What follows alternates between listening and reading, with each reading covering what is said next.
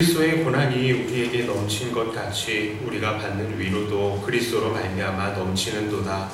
우리가 만난 것도 너희가 위로와 구원을 받아야 하는 것이고 우리가 위로를 받는 것도 너희가 위로를 받게 하는 것이니 이 위로가 우리 속에 역사하여 우리가 받는 것 같은 평안을 너희에게 누리게 하리라. 너희를 위한 우리의 소망이 견고함은 너희가 고난에 참여하는 자가 된 것 같이 우리 위로에도 그러할 줄을 알미라.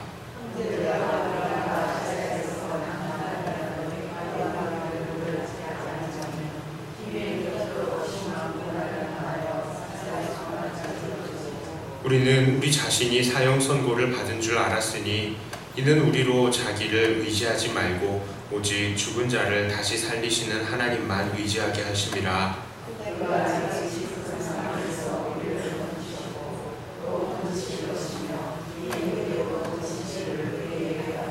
함께 읽습니다. 너희도 우리를 위하여 간구함으로 도우라. 이는 우리가 많은 사람의 기도로 얻은 은사로 말미암아 많은 사람이 우리를 위하여 감사하게 하려 함이라. 아멘. 자, 1절과 2절은 인사말입니다. 그런데 이 사이에서 주목해 볼 것은 바울이 자기를 소개할 때에 하나님의 뜻으로 말미암아 그리스도 예수의 사도된 바울이다 라고 소개를 하는 겁니다. 바울이 자기를 이렇게까지 소개를 하는 이유는 바로 여전히 고린도 교회 안에서 바울에 대해서 얕잡아 보면서 바울의 사도됨을 의심하는 사람들이 있었기 때문입니다. 3절부터 7절까지 이 5절에 쓰여지는 동안에 이제는 또 우리가 보아야 될 것은 위로라는 주제입니다. 3절부터 7절까지 5절 동안에 위로라는 단어가요 무려 10번이나 들어가 있는 것입니다. 자, 왜 이렇게 많이 들어가 있느냐? 바로 바울과 그의 일행에게 위로가 필요했기 때문입니다. 왜 위로가 필요했느냐? 이들은 복음 때문에 환난을 당하고 있었거든요. 하나님께서는 바울의 일행이 아시아 지역에 있는 동안에 엄청난 환난을 당하게 하셨습니다. 이것이 얼마나 힘이 들던지 8절에서 바울은 살 소망까지도 끊어졌다라고 말합니다. 이 단어를 직역하면 사는 것이 절망이라는 거예요. 9절에서는 자기들은 사형 선고를 받은 줄 알았다라고까지 말을 하고 있는 것입니다. 자, 사실 고린도 후서에서는 바울이 이 어떠한 고난을 당했는지 구체적으로 설명을 하고 있지는 않습니다. 왜 그랬는지 모르겠습니다. 바울도 오늘 본문에서 고린도 교회가 자기들이 당하는 고난을 꼭 알았으면 좋겠다, 알지 못하지 않았으면 좋겠다 이런 식으로 말을 하면서도 이 부분에 관해서는 구체적인 정보를 주고 있지 않아요. 다만 고린도 후서 6장에 간단하게 자기들이 당한 환난을 이야기를 합니다. 그걸 보면요, 이 직분이 비방을 받지 않게 하려고 아무에게든지 꺼리끼지 않게 하려고 모든 일에 하나님의 일꾼으로 자천해서 많이 견디고 환난을 당하고 궁핍과 고난과 매맞음과 갇힘과 난동과 수고로움과 자지 못함과 먹지 못함을 당했었다라는 것을 이야기를 해줍니다. 어쨌건 우리가 주목해 볼 것은 이것이에요. 왜 하나님께서는 복음을 증거하는 바울에게 고난을 주셨는가 합니다. 더 나아가서 하나님께서는 왜 하나님을 따르는 모든 믿는 자들에게도 고난을 주시는가 하죠. 자, 고난이 없으면 얼마나 좋을까요? 고난 없이 살면 너무나 평안하잖아요. 그런데 고난이 꼭 있는 거예요. 왜 고난이 있느냐? 자, 로마서 8장 17절에 이런 말씀이 있습니다. 자녀이면 또한 상속자 곧 하나님의 상속자요 그리스도와 함께한 상속자니 우리가 그와 함께 영광을 받기 위하여 고난도 함께 받아야 할 것이니라. 요한일서 3장 13, 14절에 말씀합니다. 형제들아, 세상이 너희를 미워하여도 이상히 여기지 말라. 우리는 형제를 사랑함으로 사망에서 옮겨 생명으로 들어간 줄을 알거니와 사랑하지 아니하는 자는 사망에 머물러 있느니라. 자, 왜 우리가 고난을 당하느냐? 바로 우리는 생명이신 예수님과 연합한 자들이고요. 세상은 사망과 연합한 존재들이기 때문에 우리를 미워할 수밖에 없다라는 것입니다. 그래서 예수님을 전하다가 우리는 고난을 당하게 되어 있다라는 것이죠. 예전에 우리나라는 기복신앙이 참 심했습니다. 그래서 예수 믿으면 복 받는다라는 말로 사람들에게 전도를 많이 했습니다. 예수님 믿으면 복을 받죠. 어떤 복입니까? 바로 영생의 복입니다. 영생의 복을 받는 것이 가장 좋은 복이죠. 우리가 이 세상에 어떤 것들에 소망이 있습니까? 영원한 천국을 우리가 소유한다는 것이 진정한 우리의 복이 될 것입니다. 자, 물론 가난했던 시절에 하나님께서는 우리들을 불쌍히 여겨주셔서 우리들이 기도할 때마다 정말 많은 물질의 복들도 허락해 준 것이 사실입니다. 그건 인정할 건 인정해야죠. 정말 그래서 우리가 많은 복을 받았어요. 그런데 교회가 언젠가부터 진리를 전하기보다는 예수 믿으면 부자 된다, 예수 믿으면 건강해진다, 예수 믿으면 자녀들이 잘 된다, 이런 걸 강조하면서 전도를 하기 시작한 것입니다. 그러나 이러한 전도는 엄연히 진리를 왜곡한 것입니다. 사실 육체적으로 본다면 예수 믿는 사람들에게는 육신적 아니면 혹은 이 세상의 기준으로 볼 때에는 고난, 이것이 올 수밖에 없는 거예요. 우리가 예수님과 연합되었기 때문에 세상이 가만 놔두지를 않기 때문입니다. 환난은 피할 수가 없는 것입니다. 그러므로 우리도 복음으로 인해 고난받을 각오를 해야 합니다. 바울은 이 고난이 얼마나 심했던지 사는 것 자체가 절망이다, 차라리 죽는 것이 낫겠구나 싶을 정도로 고난을 당했다라고 합니다. 우리도 복음으로 인해서 그런 고난 받을 수 있다는 것, 우리는 간과해서는 안 됩니다. 하지만 우리는 또 이런 환난을 그냥 무턱대고 두려워할 필요도 없습니다. 왜냐하면 우리가 당하게 되는 환난과 고난에는 하나님의 넘치는 위로가 또한 함께 있기 때문입니다. 이 위로는 어떤 것입니까? 이 3절에 보니까요, 하나님이 모든 위로의 하나님이다 라고 합니다. 모든 위로, 그러니까 모든 종류로 우리를 위로하실 수 있는 모든 위로의 하나님이에요. 자, 하나님께서는 그 위로에 제한을 두시지 않으셨습니다. 그러나 무엇보다도 이 위로의 방법이 무엇일까 생각을 해봤더니, 이 위로는 바로 성령님의 함께하심의 위로이겠구나라는 생각이 듭니다. 왜 그러냐면요, 이 위로라는 단어가 우리가 알고 있는 보혜사, 그러니까 조력자라는 단어와 같은 어원을 써요. 이 헬라어 원어로 보면은. 그러니까 우리의 위로자 누구시냐? 진정한 위로자는 성령님이신 것입니다. 사실 그렇죠. 우리가 세상에 어떤 것들을 갖는다 하더라도 성령님께서 우리 안에 만족과 기쁨을 주지 않으시면 세상의 어떤 것들로도 우리가 위로를 받을 수가 없는 것입니다. 그래요.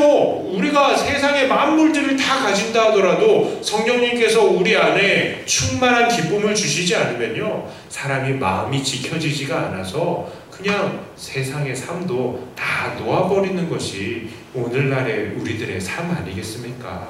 그러므로 우리는 고난 속에서도 우리의 만족과 위로를 허락해 주시는 성령님으로 인해서 기뻐할 수 있다는 것, 이것을 붙드시는 신앙을 가지시기를 바랍니다. 자, 그런데요, 이 위로는 그냥 고난당한 당사자만을 위한 위로에서 그치지 않아요. 6절을 보니까 사도 바울은 그들이 고난을 받고 위로를 받는 과정을 고린도 교회가 보는 것, 이 보는 것을 통해서 고린도 교회도 이후에 똑같은 고난을 당하게 될 때에 바울이 받았던 그 위로와 똑같은 위로를 받게 될 것이라 라고 말하는 것입니다. 그렇습니다. 하나님께서는 믿음의 선배들에게 먼저 고난을 주시되 그것을 통해서 이후에 고난받는 자들에게 좋은 본이 되어주기를 원하시는 것이죠. 그래서 바울은 11절에서 고린도 교회에게 무엇을 부탁합니까? 기도로 우리를 도우라 라고 합니다. 기도로 우리를 도우라. 고난당하는 바울의 일행이 기도를 통해서 은사를 얻고 그 모든 고난을 잘 견뎌내고 또 이후에 많은 사람들이 바울의 일행을 보고 하나님께 감사할 수 있도록 기도해달라라는 말을 하는 것입니다. 그러므로 우리들도 복음으로 인해 환난을 당하는 사람들에 대해서 어떠한 마음을 가져야 합니까? 예수 믿어도 고난이 온다면 나 예수 안 믿을래요, 이게 아니라 하나님, 저분이 다가오는 고난을 다 이길 수 있도록 능력을 주세요. 하나님이 능력의 증거가 되게 해주세요 하고 기도해야 되는 거죠. 그리고요, 우리도 하나님 그 고난 똑같이 당하게 되면 똑같이 이기게 해주세요 하고 기도로 준비하는 것입니다. 자, 이제 12절부터 14절까지의 말씀입니다. 한 목소리로 같이 읽어봅니다. 우리가 세상에서 특별히 너희에 대하여 하나님의 거룩함과 진실함으로 행하되 육체의 지혜로 하지 아니하고 하나님의 은혜로 행함은 우리 양심이 증언하는 바니 이것이 우리의 자랑이라. 오직 너희가 읽고 아는 것 외에 우리가 다른 것을 쓰지 아니하노니 너희가 완전히 알기를 내가 바라는 것은 너희가 우리를 부분적으로 알았으나 우리 주 예수의 날에는 너희가 우리의 자랑이 되고 우리가 너희의 자랑이 되는 그것이라. 자, 이전까지는 인사말에 가까웠어요. 하지만 이제 다소간의 인사는 마치고 본격적으로 사도 바울의 이 편지 내용이 시작이 됩니다. 사도 바울은 고린도 교인들을 대할 때에 육체의 지혜로 대하지 않았다. 오히려 하나님의 은혜로 대했다라고 말합니다. 이 바울의 육체의 지혜의 잣대, 바울은요, 이 육체의 지혜로 이 바울을 평가한다고 해도요, 전혀 꿀릴 게 없어요. 왜냐, 이 바울은 날 때부터 로마의 시민권을 가지고 있을 정도로 바울의 가문은 그러니까 로마 친화적인 거의 귀족에 가까운 그런 돈 많은 재력가의 집안일 가능성이 높습니다. 게다가 이 바울이 어떠했습니까? 나면서부터 가말리엘의 이 교육을 잘 받았어요. 나중에는 가말리엘의 문화, 그러니까 우리말로 하면요, 서울대죠, 서울대. 그리고 공부 열심히 한 겁니다. 게다가 유대의 이 신앙에 대해서도 정말로 열심히 있었던 그런 사람이었죠. 그러니까 이 바울은 육체적인 잣대로 해봤자 정말로 어디 이 바울에게 누가 비교할 수 있는 사람이 없었던 거예요. 자, 그런데 바울은 그것을 내세우지 않았습니다.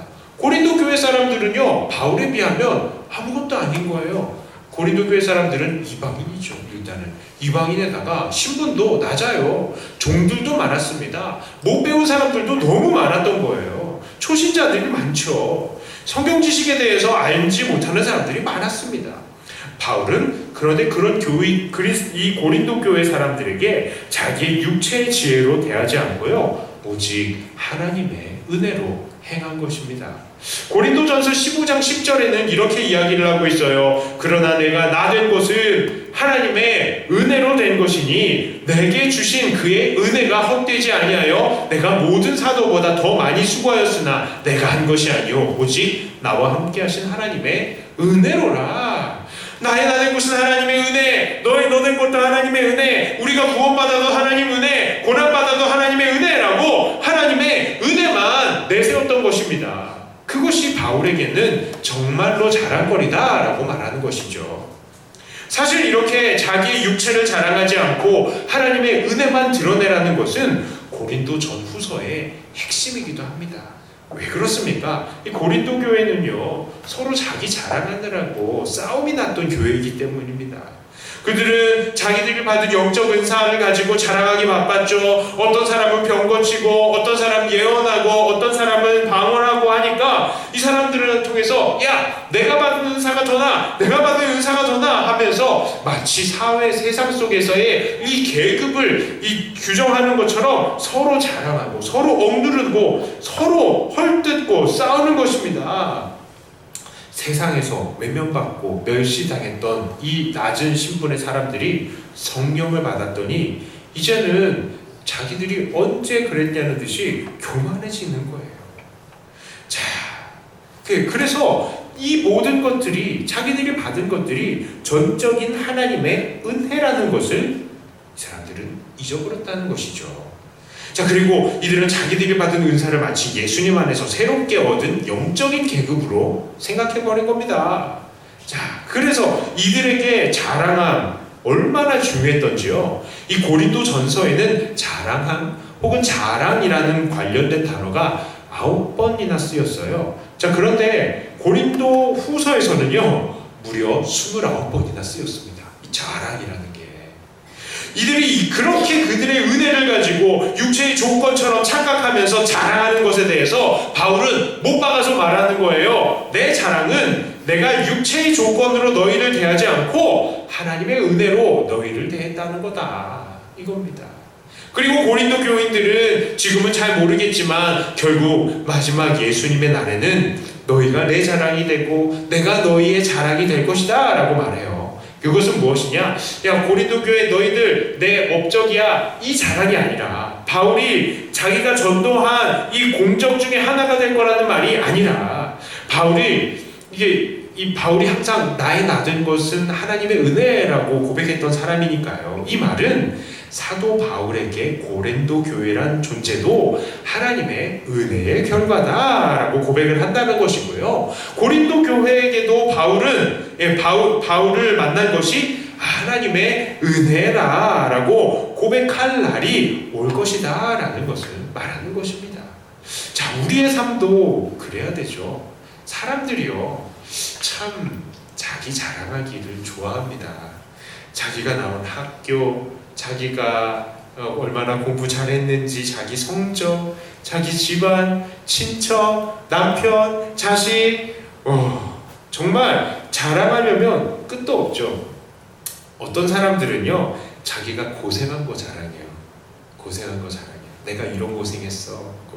목사들도요, 모이면은 자기가 고생한 거 자랑해요. 예. 그래서 쉽게 가난 배틀이라고 그래요. 가난 배틀. 나 이렇게 고생했어. 그러면은 저쪽은 그거 아무것도 아니야. 그래서 서로 그런데요, 이게 정말 자랑이 애매한 게 마치 무용담 같은 거예요.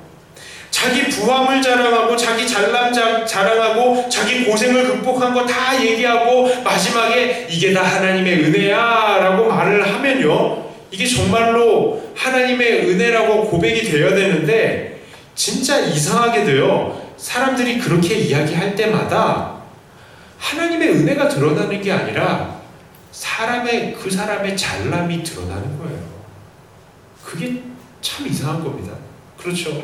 내가 옛날에 내 남편이 이랬는데 이렇게 해서 믿음으로 막 해서 이제 믿음의 한 가족이 되었습니다. 근데 이상하게요, 자기 자랑 같아. 내가 이렇게 고난을 당했고 내가 정말로 죽을 뻔했는데 정말 지금 이렇게 됐습니다. 이상하게 자기 자랑 같아요. 한 번 하면 몰라. 그런데 만날 때마다 자꾸 하면 이거 정말 자기 자랑 아닙니까? 그런 것 같아요, 이상하게. 자, 그래서 우리는 간증도 매우 조심해야 합니다.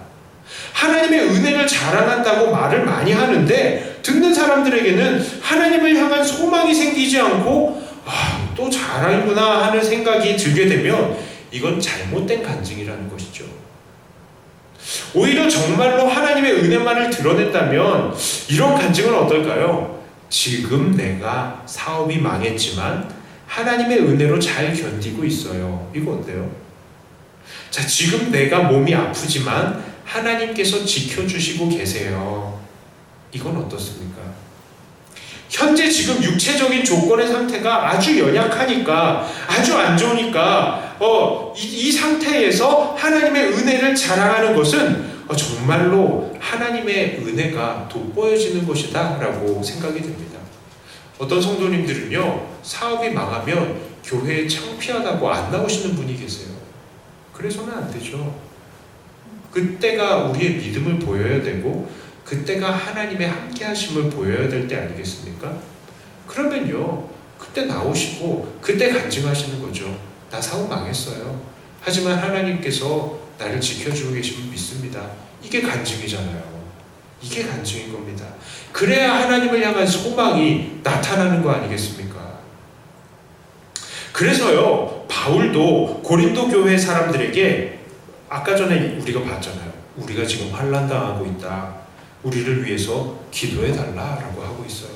이게 왜 그런 겁니까? 지금 환난 가운데 역사하시는 하나님이 자랑이 되게 하고 마지막 날에 많은 사람이 이들을 통해서 하나님께 감사하게 하려고 하는 것이죠. 사람이 드러나는 것이 아니라 하나님이 온전히 드러나도록 해야 되는 것입니다. 여러분들 믿음에 여러분들 개개인적으로 하나님께서 쏟아부어 주신 은혜 참 감사한 거예요. 그러나 그 모든 것들이 나누어질 때 진짜 조심해야 되는 것은 우리가 참 말재주가 없어요. 그리고 내가 당하고 있는 그 고난, 나는 여전히 그 고난을 당하고 있는데 저 사람이 고난 극복했던 얘기들을 얘기해 주는 게 도움이 안 될 때가 많더라고요. 오히려 짜증이 나더라고요. 왜요? 내가 지금 힘든 상황에 있으니까 위로가 안 되더라고요. 저만 나빠서 그런 건가요? 제가 그렇더라고요. 그렇기 때문에 우리가 간증함에 있어서도 조심하고 정말로 하나님으로 인해서 소망만 일으켜질 수 있도록 우리는 도와야 되는 것입니다. 자, 고린도후서 1장 15절부터 22절까지의 말씀도 한 절씩 나눠서 읽겠습니다. 내가 이 확신을 가지고 너희로 2번 은혜를 얻게 하기 위하여 먼저 너희에게 이르렀다가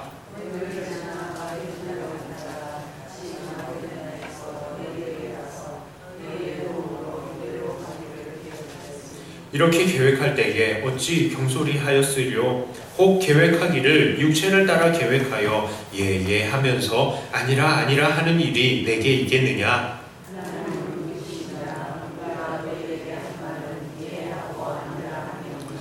우리 곧 나와 실로아노와 디모데로 말미암아 너희 가운데 전파된 하나님의 아들 예수 그리스도는 예하고 아니라 함이 되지 아니하셨으니 그에게는 예만 되었느니라.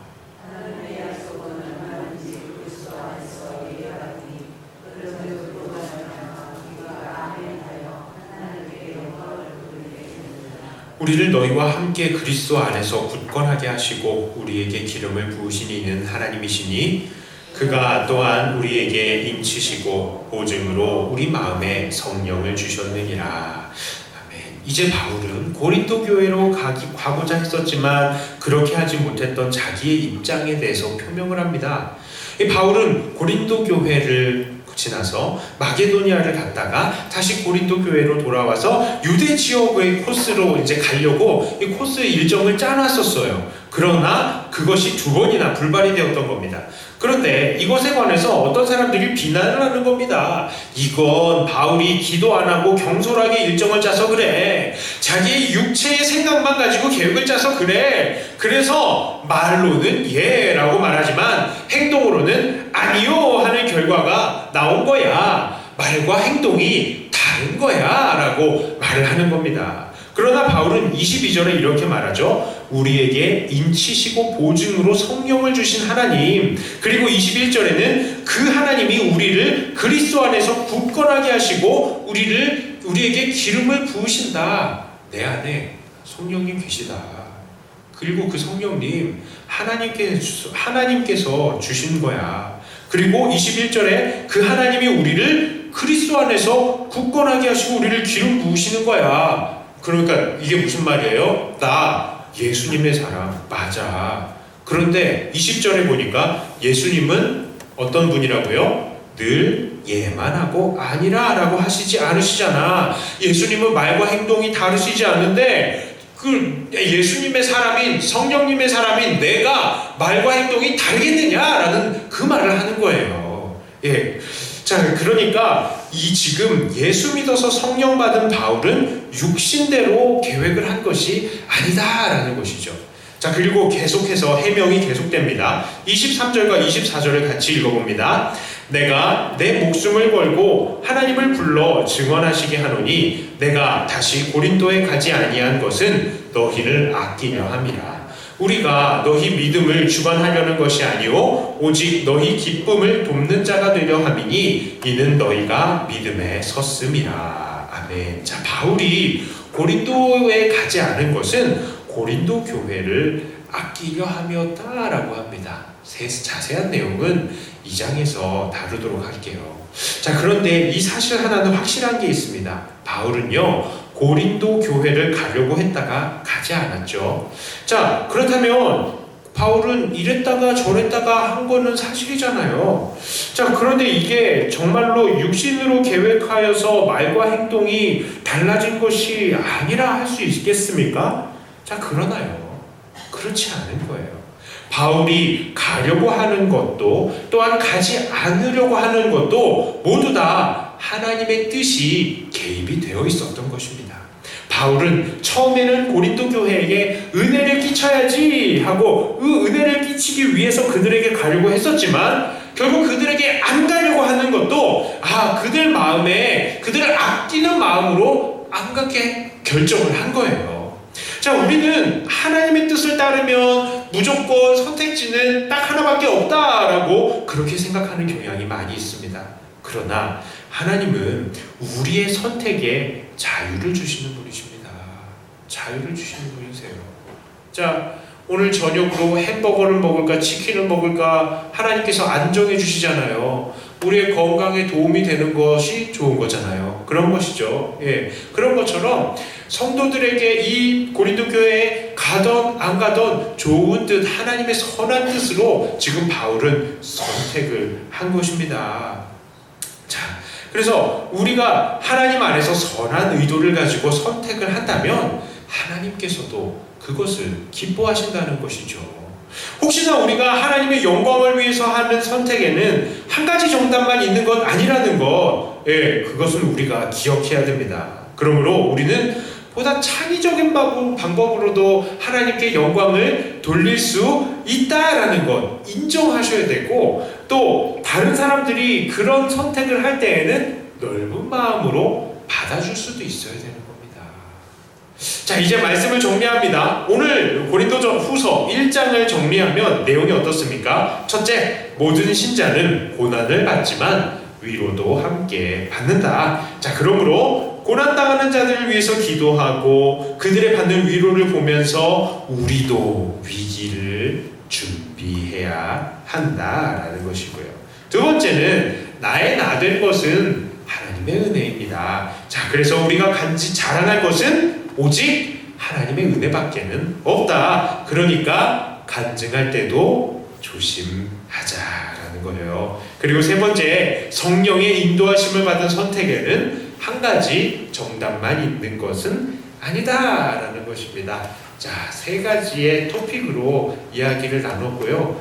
은혜는 알아서 받으시기를 바랍니다. 자, 기도하시겠습니다. 하나님 아버지, 감사합니다. 우리를 하나님께서 그 자녀로 불러주시고 우리 하나님의 이 은혜 안에서 예수 그리스도를 위해서 살게 하심을 감사합니다. 우리가 주님의 복음을 증거하고 주님을 위해서 살다가 보면 고난을 당할 때도 있지만 그 모든 것들이 우리에게는 필수적인 것이고 또 그 모든 과정을 통하여서 우리가 천국에 합당한 자들로 더욱더 만들어 가져질 줄 믿습니다. 오늘도 우리를 하나님께 내어드리니 우리를 만들어 주시고 이 하나님의 그 아름다운 천국을 상속하는 게 합당한 사람이 되게 하여 주시옵소서. 또한 하나님, 내가 지금까지 이 자리에 온 것이 하나님의 은혜임을 오늘도 고백하고 내 모든 것들 자랑하지 않고 오히려 하나님의 은혜만 드러날 수 있는 그런 사람이 되게 하여 주시옵소서. 또한 하나님, 우리가 늘 성령의 인도하심을 받으며 날마다 주님을 따라갈 때마다 우리에게 하나님 선한 길을 인도하여 주시고 우리가 오직 하나님께 영광만 돌리게 하여 주시옵소서. 우리들에게 오늘 밤에도 평안과 기쁨이 넘치는 안식을 허락하여 주실 줄 믿고 우리 주 예수님 이름으로 기도드립니다. 아멘.